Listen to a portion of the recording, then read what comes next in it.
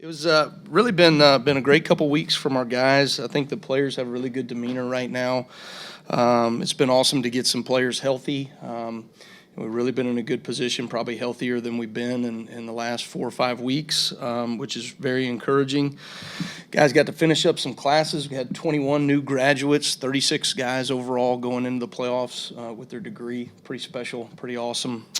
Tremendous job by just our staff and academic staff, and now it gives our guys a chance to kind of just focus in on playing football, the game they love, and an opportunity in the playoffs. So I think we're going into our 10th SEC opponent now, which in 13 weeks. So another great opponent that we've already faced. I think Oklahoma's got a great rhythm. They have an understanding of who they are and what they want to be and how they want to operate, and they're executing that plan at an efficient level, playing their best football here at the end of the season, which is what any good coaching staff can ask for. And I think we're doing some really good things in a number of areas, and we've also got to improve in a number of areas. And so our guys seem to have a great sense of urgency to get certain things fixed, and also are keeping the main thing. I think they're playing fast and playing physical in practice, and those things got to show up in Norman, Oklahoma on Friday. All right, thank you, Coach. Let's start with Chase right in front. You mentioned it's good to get some guys back healthy. Kalen DeBoer the other day said that LT Overton's going to be doubtful. So in terms of replacing what he brings as a pass rusher, can you just kind of paint the picture of what that looks like in practice? Yeah, I think, we've done a lot of different packaging, putting different personnel groups on the field. You've seen some of that already. I think I counted up the other day. I think we've had 16 different personnel groupings that we've carried in games, which is more than what I've done in the past, but I think it's how we utilize our roster better, and we'll continue to do those things and moving guys around so that we can generate pass rush, get the right people on the field at the right time. But certainly Jordan Renaud, you've seen Keon Keeley.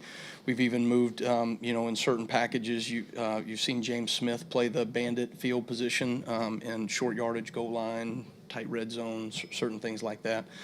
And then from a pass rush standpoint, which you ask about, I don't know if you noticed. I mean, we've been doing this for 6-7 weeks now, but putting Yanze Pierre over there a little bit, and then putting one of those other wolves in there from a pass rush standpoint. So we'll continue to find different personnel groupings. I think that's my job. We're not reinventing the wheel in terms of what we're doing defensively, but who goes in what places and how we move those guys around. I mean, to me, that's a big piece of what I do here on the back end of the season to maximize our personnel.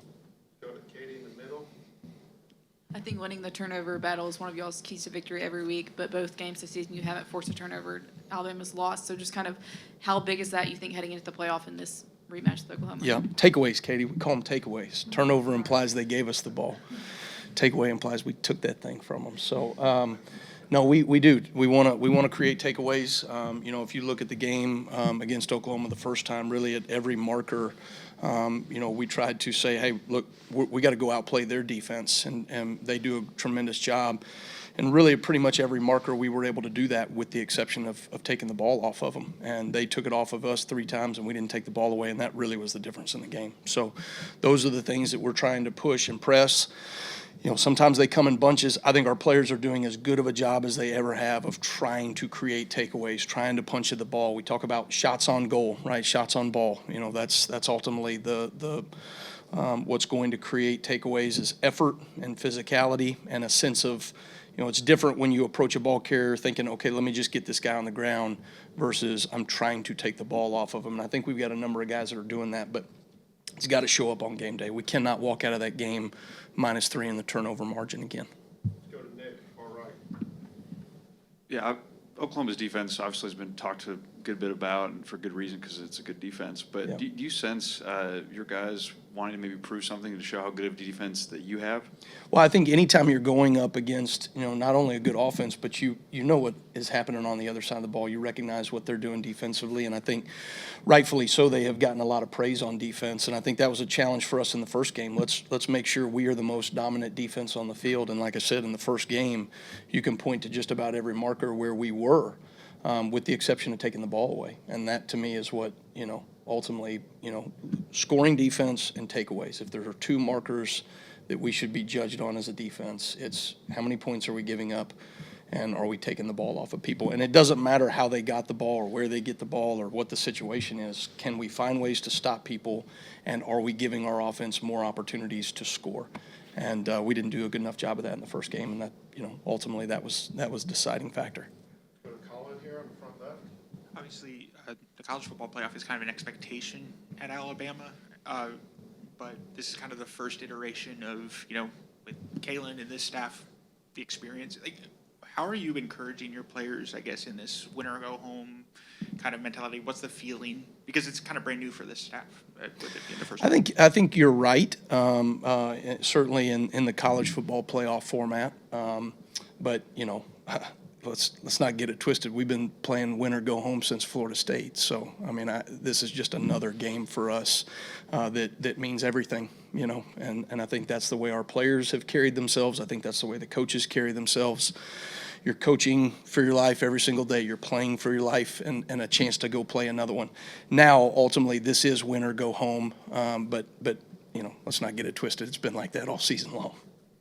Go to Tony on the front here. Yeah, this was a game last month that Red Morgan made his first career start, performed Yeah. pretty well against the Sooners. Just what do you see him in this matchup, and how has he kind of progressed over this last month? Well, like when you look at Oklahoma and how they want to attack you, perimeter throws, space throws, and Red is one of our best space tacklers. He's one of the best strikers we have on the team, if not our best striker. And what I mean by that is there's just a natural feeling of a guy that can get his feet in the ground at the right time and get the right placement to be able to step with your right foot and right shoulder and maximize power to get, to get somebody on the ground.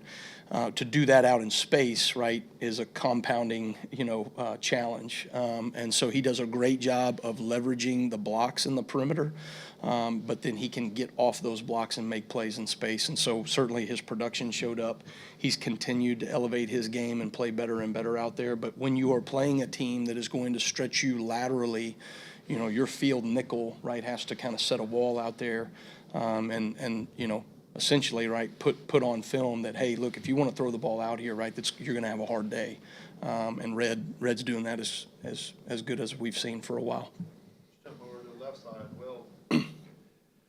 Coach, that loss last year, obviously you took a big hit in the personnel group with Deontay getting hurt. What have you seen from him as he's really just stormed back from that injury and been a leadership presence and an on-field presence for this team as you go back into familiar confines this Friday? Yeah, I think Deontay has – he's playing as good a football as he has played. He's got great confidence.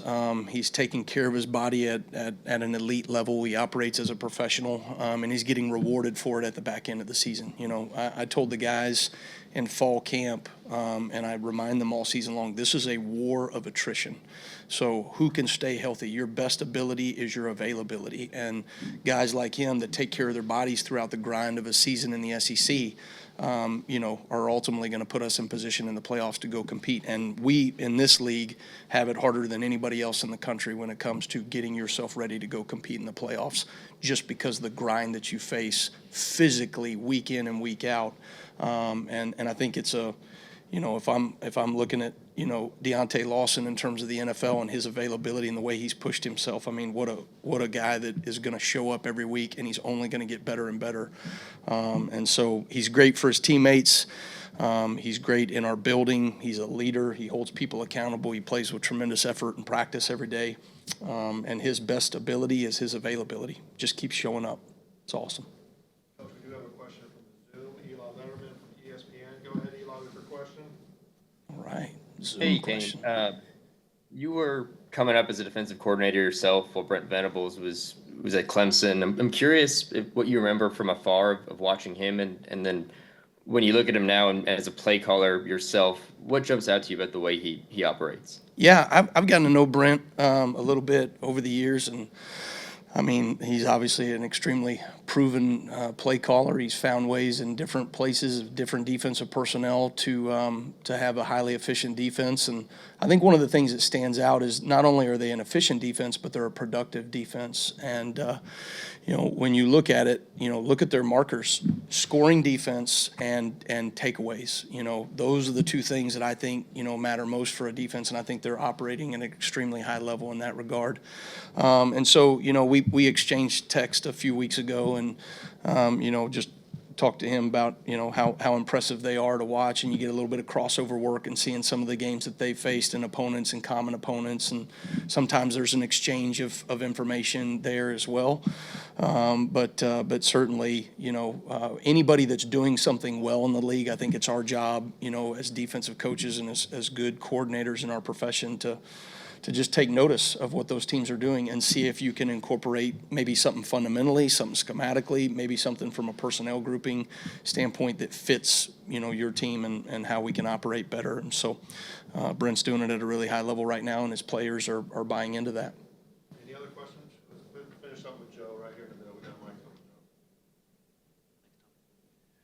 Coach, how would you assess your unit's ability to play offense on the perimeter, screen passes, swing passes, sweeps, and how that marries to an offense's really want to get into the quarterback 1+ run situation? Yeah, I think we make it really hard for people on the perimeter. I think the way that we leverage the ball schematically, I think the way that we talk and teach fundamentally, getting off blocks, we have a number of ways that we can kind of mess with people on those perimeter space tackles and then still have enough hats in the box for the 1+, run fit. And so those are things that certainly Oklahoma challenged us in the first game.